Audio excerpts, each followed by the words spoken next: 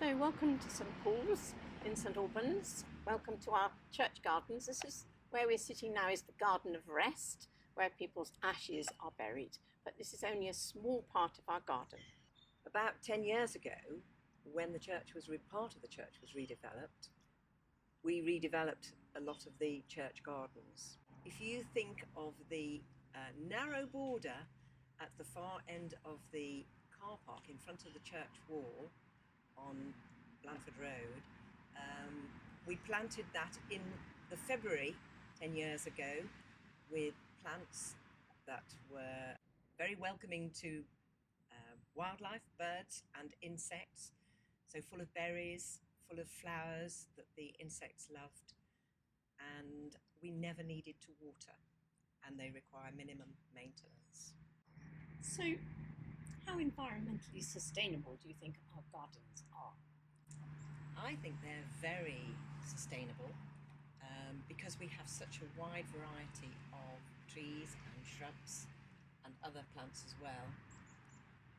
We recently replanted what had been a lawn in front of the church entrance, which had suffered very badly over the previous 2 years because of the droughts we had had.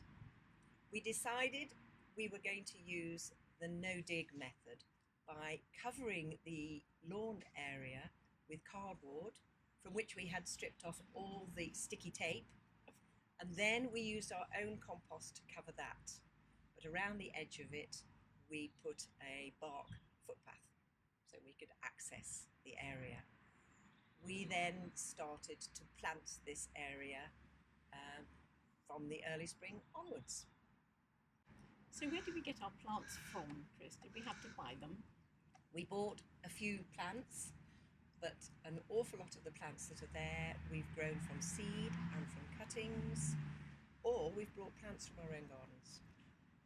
So, Chris, are there any sort of incomers, any wildflowers in our garden that have arrived out of nowhere? Well, we were very surprised in the early spring to see that poppies and Californian poppies had seeded themselves profusely into our newly covered bed in that area, which made an absolutely spectacular display, which were enjoyed by lots and lots of people during lockdown.